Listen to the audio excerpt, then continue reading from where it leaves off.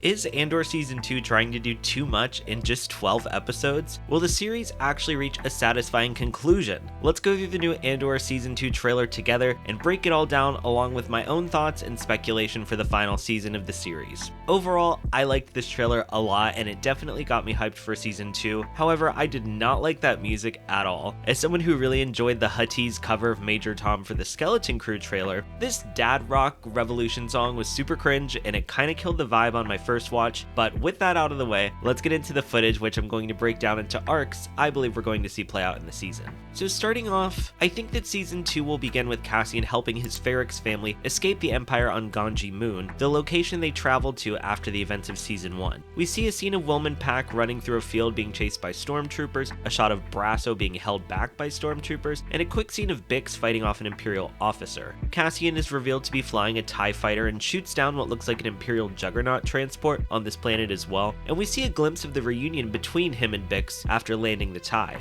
I have a feeling we're going to see a little Cassian-Bix romance subplot this season as well, though I think it'll probably end tragically. Assuming this takes place early in the season, it seems like Cassian is able to get Bix and Wilman off the planet, but it might be the end for Brasso and Jezzy, maybe even B2 Emo as well, but we'll speculate more on him later. There's a scene on another planet of a hooded figure who I believe is Bix, taking out an Imperial officer, and a later scene of her and Cassian walking together as Cassian detonates explosives in the buildings behind them. I'm curious if he's still taking missions from Luthen along with Bix as well, since he was originally her contact. We only get one shot of Luthen in the trailer and he's looking a bit worse for wear. There's also a shot of Kleya confronting Cassian, an interesting dynamic I hope we see explored further, since Kleya wanted Cassian dead after the events of Season 1 and would be rightfully pissed at Luthen for not only allowing him to live, but allowing him to continue working for them.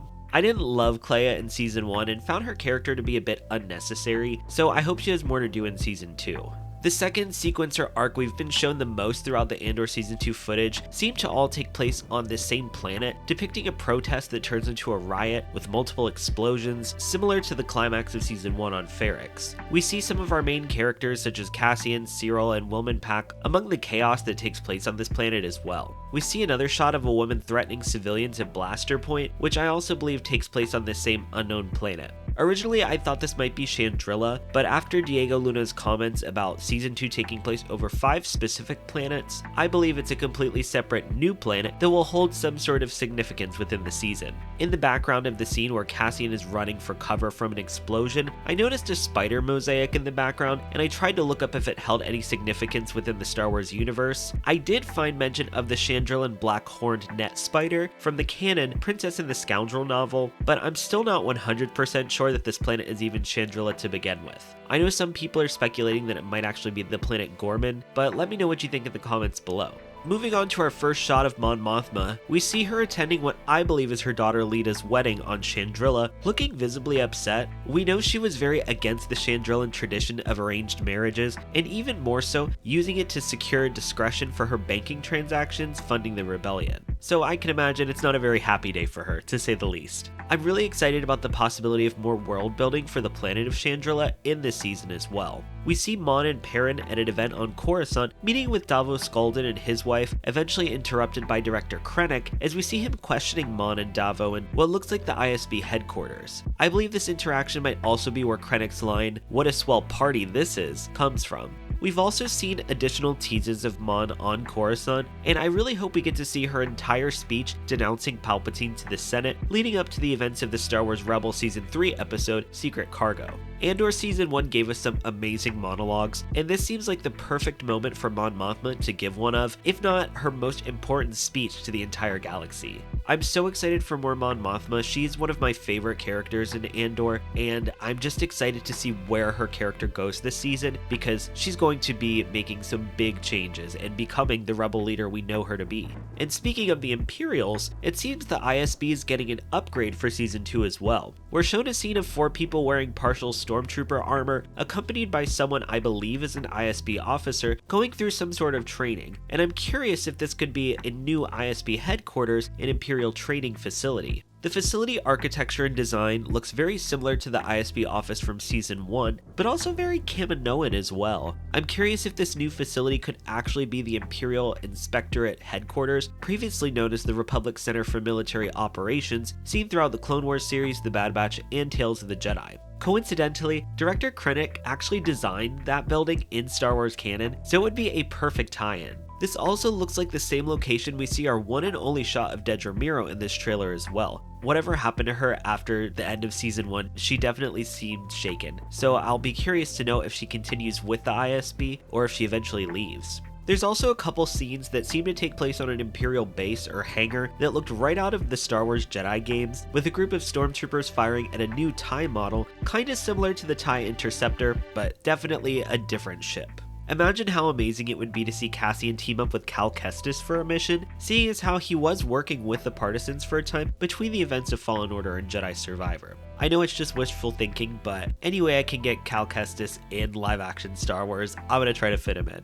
We know K2SO is also going to play a part in this season, so I'm excited to see how Cassian finds him on one of these infiltration missions and reprograms him as well. I know a popular theory is that B2 Emo is going to get uploaded into K2SO and essentially be B2 Emo continuing on in K2SO's body. I don't necessarily think that's the case, but I wouldn't be upset if it happens either, because if done well, I will definitely cry. The Season 2 trailer also gives us a few glimpses of Saw Gerrera, looking very similar to his appearance in Rogue One, which leads me to believe his episodes will take place in the latter half of the season. It seems the Partisans have a new base on a planet that looks very similar to the Resistance base on Dakar, possibly another side of Yavin 4, or maybe even Dantooine as a nod to its inclusion in A New Hope.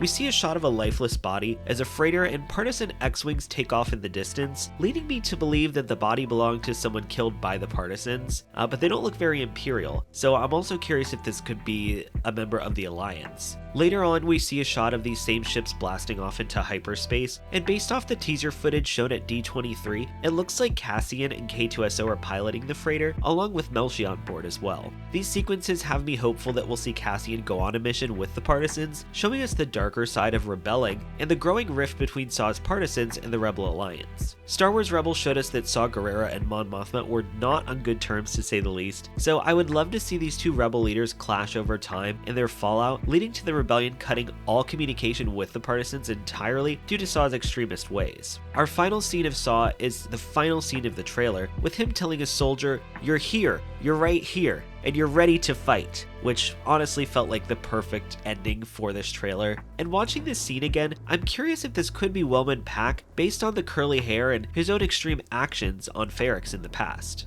I also want to go over a little bit of the information Diego Luna discussed with Rotten Tomatoes back in August 2024 about Andor Season 2. He explained that they approached the arcs of Season 1 as 4 films, and they're doing the same with Season 2, which is great news since it's confirmed that each 3-episode arc will cover 1 year of time leading up to the beginning of Rogue One. In the interview, he said that Cassian has to meet many characters in Season 2, and that it's going to cover 5 different planets, with each reminiscent of the community, expansiveness, and lived-in feel of Ferrix. If you want more information on the D23 teaser footage released back in August, or Diego Luna's interview with Rotten Tomatoes, check out my video breaking it all down at the link in the cards. And then I also just want to go over what we know. Andor Season 2 will be the series' final season, premiering Tuesday, April 22nd on Disney+. According to the series showrunner Tony Gilroy, Andor Season 2 will follow Cassian's journey in the 4 years leading up to the events of Rogue One, with a 12-episode story unfolding in 4 weekly chapters of 3 episodes each. Confirmed characters include Cassian Andor, Mon Mothma, Bix, Luthen, Cyril, Dedra, Director Krennic, Saw Gerrera, K2SO, Vel, Cinta, Clea, just to name a few. Right off the bat, I'm not a huge fan of the release schedule because I really loved how Season 1 built up the tension with each episode that eventually exploded once we got to the climax of the arc. Plus the fact that we're only going to have this show airing for 4 weeks. This release schedule comes off as Disney wanting to get this show done and over with. Like, the streaming method has really ruined movies and TV. And I'm also curious about what other characters we might see in this series who are more integral to the rebellion, like Bail Organa, Princess Leia, Hera Syndulla, Admiral Raddus, or even the Fulcrum agents like Ahsoka and Kallus, since Cassian is a Fulcrum agent. General Draven has also been confirmed from the footage shown at D23, but he's really the only real cameo we know of at this time. And Tony Gilroy did say there wasn't going to be any big cameos in Season 1, so I'm interested to see if that changes with Season 2. It's clear our cast of Rebels will do anything once they have nothing left to lose, and I'm excited and a little bit nervous to see where this takes them in Andor's final season. But let me know what you thought about the trailer in the comments or join my Discord to continue the conversation there. Thank you all so much for watching, and as always, may the Force be with you.